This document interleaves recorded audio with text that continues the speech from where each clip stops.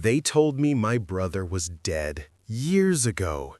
I cried, I mourned, I thought he was gone forever. But then I saw him, alive, broken, begging on the streets. The truth my mother hid from me shattered everything I knew. Ethan Miller still remembered the night everything changed. 5 years ago, as rain poured outside his apartment window, he received a trembling phone call from his mother, Margaret. Her voice cracked as she spoke the words that shattered his world. "Ethan, your brother Daniel is gone." Daniel, his older brother, his hero, had died in a car accident overseas. The details were vague. Margaret said the authorities had contacted her, that Daniel's body was badly burned, that there would be a private funeral, closed casket. Ethan wanted to see him one last time, to say goodbye, but his mother insisted it was better this way. "You wouldn't want to remember him like that," she whispered. The funeral came and went quietly. Only a few people attended. Margaret cried endlessly, clutching a folded photo of Daniel, while Ethan stood numb, staring at the coffin that never opened. He wanted to scream, to demand proof, but guilt held him back. She was already broken. He couldn't hurt her more. In the weeks that followed, Ethan spiraled. He lost focus at work, drifted away from friends, and visited the cemetery almost every evening, sitting beside the gravestone that bore Daniel's name. There was no picture, no details, just beloved son and brother. But something always felt wrong. There were no news reports about the accident, no police documents. Even the death certificate seemed hastily written, with blank sections. When Ethan asked for more information, Margaret would just cry and whisper, "Please, don't dig into this. Let the past rest." Years passed, but the unease never left him. Sometimes he'd wake in the middle of the night, convinced he'd heard Daniel's laughter echoing from his dreams. The grief dulled, but the questions only grew sharper. And deep in his heart, Ethan couldn't shake one haunting thought. What if Daniel wasn't really gone? 5 years had passed since Ethan Miller buried the memory of his brother Daniel. Life had slowly fallen into a rhythm: work, home, sleep, repeat. The grief never fully left, but it dulled enough for him to breathe again. Until one winter evening changed everything. Ethan was leaving the city mall after buying a gift for his mother's upcoming birthday. The streets were alive with traffic, neon lights flickering off wet pavement. He walked through the parking lot, scrolling through his phone, when a quiet voice broke through the noise. "Spare some change, sir?" He almost ignored it. Just another beggar, he thought. But when he looked up, time seemed to stop. The man sitting on the cold concrete was unshaven, wrapped in layers of ragged clothes, his face thin and weary. Yet those eyes, familiar, unmistakable, hit Ethan like a bolt of lightning. "Daniel?" Ethan whispered, his voice trembling. The man's eyes widened in shock, then darted away. Without a word, he grabbed his torn backpack and tried to run. Ethan froze for a second, then chased after him through the rows of parked cars. "Daniel, wait!" he shouted, his voice echoing in the night. People stared. Security guards turned their heads, but the man vanished into the dark street before anyone could stop him. Ethan stood there, chest pounding, trying to make sense of what he'd just seen. His brain screamed, impossible. His brother was dead. His mother had buried him. He'd stood by the grave himself. He called out again, his breath visible in the cold air, but there was only silence. Slowly, Ethan sank onto a nearby bench, his hands shaking. If that wasn't Daniel, how could someone look so identical? The same scar on the eyebrow, the same nervous habit of touching his chin. He sat there for nearly an hour, lost in disbelief.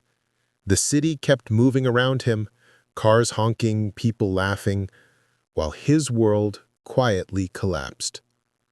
That night, As he lay in bed staring at the ceiling, Ethan whispered to himself, "If that was Daniel, then what really happened 5 years ago?" Ethan couldn't get the image out of his mind. The bearded face, the trembling eyes, the scar above the eyebrow. Every instinct screamed that it was Daniel. The more he tried to dismiss it, the louder the thought became, if he's alive, then what did Mom hide from me? The next morning, Ethan began digging. He started with the police report from Daniel's supposed car accident. But when he contacted the department that handled international incidents, they found nothing under his brother's name. No accident, no death record, no file. It was as if Daniel had vanished into thin air. Confused and angry, Ethan checked the funeral home records next. They confirmed a service had been paid for by his mother, but there was no documentation of a body being received. "Sometimes the family handles cremation privately," the clerk said. Ethan's stomach turned. He drove straight to his mother's house that evening. Margaret looked frail, older than he remembered. When he asked, "Mom, did Daniel really die?" she froze. Her teacup trembled in her hand before it shattered on the floor. Tears filled her eyes. "Ethan," she whispered, "please don't open this wound again. Your brother is gone. Let him rest." But Ethan didn't believe her anymore. There was fear in her eyes, not grief, fear. He pressed her again, louder this time, but she broke down crying, refusing to say another word. After that, Ethan made it his mission to find the truth. He spent nights searching online for missing person databases, hospital admissions, even mental health records. Days turned into weeks, and his obsession grew. Finally, a breakthrough came from an unlikely place, a volunteer at a local shelter. When Ethan showed him Daniel's old photo, the man nodded slowly. "Yeah, I've seen him. He comes by sometimes, sleeps near the East Side subway tunnels." Ethan's breath caught. After years of mourning a grave that held no body, he finally had a lead. His brother wasn't dead. He was out there, somewhere in the cold. That night, Ethan made a silent vow, "I won't stop until I find him." Ethan couldn't hold back any longer. After discovering that Daniel was seen alive, his patience and trust had run out. The next evening, he drove to his mother's house again. The lights were dim, and the house felt colder than ever, as if it too was hiding secrets. Margaret greeted him with a forced smile. "Ethan, it's late. You shouldn't be driving out here like this." But he didn't respond. He walked straight past her into the living room, clutching a folder of printed reports, notes, and photos. "Mom," he said, voice shaking but firm, "I know you've been lying to me." Margaret froze. The color drained from her face. "What are you talking about?" He threw the papers onto the table. "There's no record of Daniel's death, no police report, no body. I found someone who's seen him, Mom. He's alive. You told me my brother was dead. Why?" Tears welled in Margaret's eyes, but she didn't answer. She just shook her head, whispering, "You don't understand. You don't know what he became." "What he became?" Ethan's voice cracked with disbelief. "He was your son, my brother. You made me mourn him. You buried an empty box, and for what?" Margaret turned away, her shoulders trembling. For a long moment, the room was silent except for the ticking of the old clock on the wall. Finally, she spoke, her voice soft and broken. "He wasn't well, Ethan. Daniel changed after your father died. He lost control of his mind. He'd disappeared for months at a time. He'd scream, hurt himself, hurt others. The doctors said he needed to be committed, but I couldn't do it. I couldn't let them lock him away like an animal." Ethan's eyes filled with tears. "So you told me he died?" Margaret sobbed. "It was the only way to protect him and you. You wouldn't have understood back then. He didn't want to be found." Ethan's chest tightened. The truth he had wanted for years now felt heavier than the lie. He stared at his mother, torn between anger, pity, and love, and realized this wasn't the end. It was just the beginning of a deeper mystery. After the confrontation, Margaret finally began to reveal the truth she had hidden for years. She sat Ethan down, her hands trembling, as if the weight of years of secrets was crushing her. "Daniel, he didn't die," she whispered, her voice barely audible. "I made you believe he did because I didn't know what else to do. He wasn't the same boy you knew. After your father died, he changed. He became withdrawn, unpredictable, sometimes violent. The doctor said he needed care, but I was afraid of what the world would do to him." Ethan listened, a mix of relief, anger, and confusion flooding him. "So you just hid him?" he asked, his voice tight. Margaret nodded, tears streaming down her face. "I couldn't send him to an institution. He ran away. I didn't want anyone to hurt him, so I told you he was dead. I thought it was better for you, better for him." Ethan's mind raced.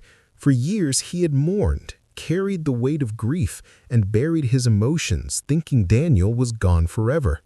And all the while, his brother had been alive, somewhere, suffering, abandoned by circumstance and misunderstanding. He demanded more details. Margaret explained that Daniel had ended up living on the streets, avoiding contact with anyone who might recognize him. She had tried to provide support from a distance, food, money, and clothing left discreetly, but Daniel had rejected it. The shame, the fear, and the mental toll had kept him hidden. Ethan's heart broke in ways he hadn't imagined. Anger battled with compassion as he realized how fragile his brother's life had been, and how his mother's decisions, though misguided, had come from fear and love. For the first time, the pieces of the puzzle fell into place. The mall encounter, the sighting, the secrecy, it all made sense. Daniel was alive, yes, but he was lost in a world that didn't understand him. And it was now Ethan's responsibility to find him and bring him back, not just physically, but emotionally, to restore the bond that had been torn apart years ago. Margaret, exhausted and emotionally drained, looked at Ethan with a pleading expression. "Please, bring him back to me if you can. Please, Ethan." He nodded, determination shining through the confusion and heartbreak. "I will find him. I won't fail him." Ethan had finally pieced everything together. Daniel was alive, living on the streets, fragile, but still his brother. With Margaret's blessing and a plan in mind, Ethan set out to find him. He visited shelters, soup kitchens, and subway tunnels, asking questions, showing Daniel's photo, hoping someone would recognize him. Days turned into a tense week, every lead a mix of hope and frustration. Then, one chilly evening, near the East Side subway tunnel, he spotted a familiar figure huddled under a thin blanket, eyes staring vacantly at the ground. It was Daniel. His hair was unkempt, his hands scarred from years of hardship. But those eyes, the same deep brown that had haunted Ethan's memories, locked onto him. Ethan approached slowly, voice trembling. "Daniel, it's me." "Ethan." Daniel froze, a flicker of recognition crossing his face. Panic rose, but Ethan didn't move. "I'm not here to hurt you. I'm your brother. I'm here to help." For a long moment, Daniel didn't respond. Then, slowly, he lowered his head and whispered, "Ethan, I thought you were gone forever." Tears welled in both their eyes. Ethan knelt, opening his arms. Daniel hesitated, then collapsed into him, sobbing uncontrollably. It was a reunion filled with relief, guilt, and unspoken apologies. Ethan held him tightly, whispering, "I won't let anything happen to you again. I promise." From that night on, their lives began to rebuild.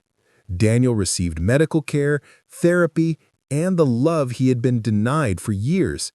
Margaret visited often, the family learning to heal together. Trust and laughter slowly returned, small steps, after years of pain and secrecy. The experience left deep scars, but it also forged a bond stronger than anything that had been broken. Ethan realized that love and determination could triumph over fear, lies, and suffering. They had survived the worst, the lies, the years of grief, and now had the chance to start anew. Sometimes the people we love are lost, not gone. The truth can hurt, the secrets can break us, but love, determination, and forgiveness can bring them back. Never give up on those who matter most. If this story touched your heart, please like, share, and subscribe. Your support helps us bring more real, emotional stories that inspire, surprise, and move us all.